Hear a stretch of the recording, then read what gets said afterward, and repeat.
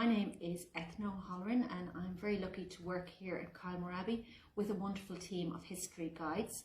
I manage the Abbey and I manage the Gothic church as well. So recently here at Kylemore, myself and the guides, we've been thinking and talking a lot about the heritage of writing, art, playwriting and poetry connected with the Connemara area and indeed with Kylemore itself here.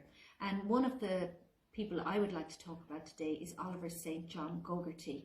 Now, Gogarty is very well known to most Irish people as a poet in particular, but also as a politician, a senator, as a founder member of the Sinn Féin party with Arthur Griffith. And also he was just a very interesting character in his own right. He was a well-known wit in his time. He's reputed to be one of the inspiration for one of the major characters in James Joyce's Ulysses, and he was a doctor and a surgeon himself, and he was the person who actually laid out and unbanned Arthur Griffith and indeed Michael Collins as well. So as you can see, a very interesting character. So as regards Kylemore and Connemara, Gogarty owned a house here in Connemara in Renville House, very well known to this day. And he came and stayed with his family and spent a lot of time in Connemara. And he actually loved to fish here on the lakes in Kylemore. And at that time, my grandfather was a gillie on the lakes here at Kylemore, and he often accompanied Gogarty out fishing along the banks of the Dovras River here and out onto the lake here as well. And Gogarty actually wrote a very funny little short story about Kylemore and about the Indian princesses who went to school here in Kylemore in the 1920s. But the piece I'm going to talk about today is Golden Stockings.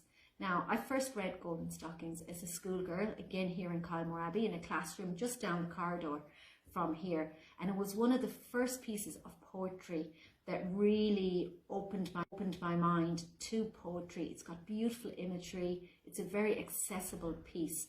And also even the theme of it was very accessible to me as a young girl, and still today it really resonates with me. So the idea is of Gogarty imagining what would be the memory that he would cherish if he was ever to become blind. And the image that he decides that he would always keep is of a little child playing in a meadow of wildflowers.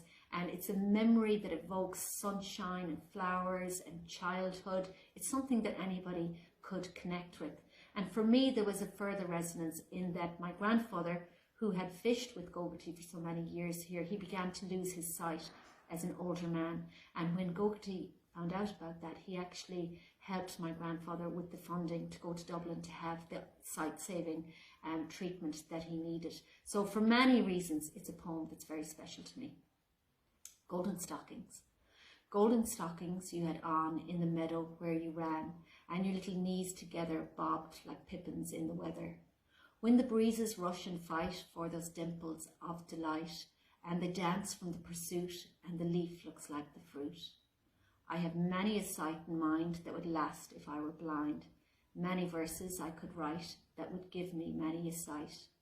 Now I only see but one, see you running in the sun, and the gold dust coming up from the trampled buttercup.